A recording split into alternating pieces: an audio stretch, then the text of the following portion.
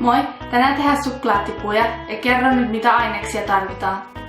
Murskattuja keksejä, salmiakkia, suklaalevitettä, valkosuklaata, suklaata, punaista sokerimassaa, juustokermaa, muffinsipapereita, pieniä ja keltaista väriainetta. Aloitetaan! Nyt sulatetaan suklaat. Valkosuklaata sulatetaan koko paketti ja suklaata sulatetaan 1/4. Ja nyt sulatetaan. Laittakaa vettä kattilaan ja suklaat siihen sisälle ja odottakaa, kunnes ne on sulannut. Nyt sekoitetaan kaikki yhteen. Tässä on 1/4 pilkottua suklaata. Noin desi murskattuja keksejä.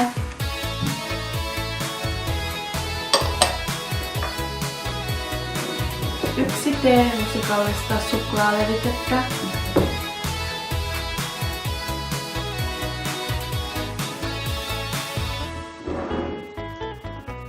Ja kaikki sulatettu suklaa sinne joukkoon.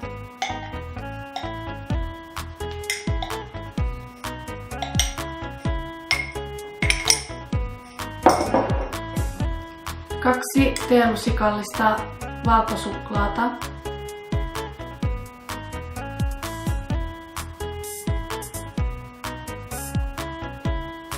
Ja sitten sekoittakaa kaikki yhteen.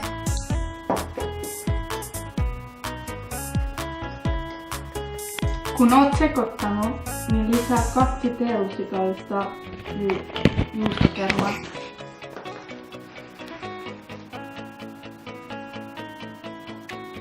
Ja sekoita uudestaan. Ota 1 teelusikallista taikinaa ja pyöritä se palloksi. Ja jatka niin ennen kuin riittää taikinaa. Ja laita sitten tunniksi jääkaappiin. Mä yhdistin nää hammastikulla yhteen. Ne on nyt toisista kiinni.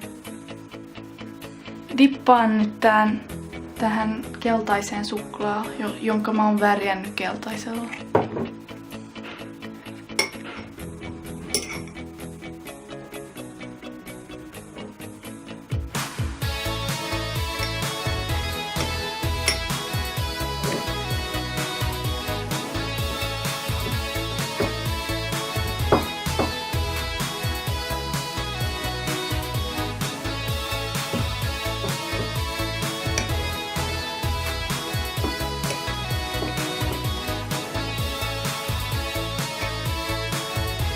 Ja valuttakaa turhat suklaat pois.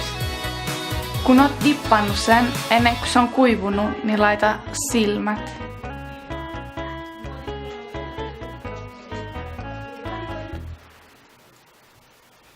Noin. Nyt tehdään sokerimassasta tipulle hattu.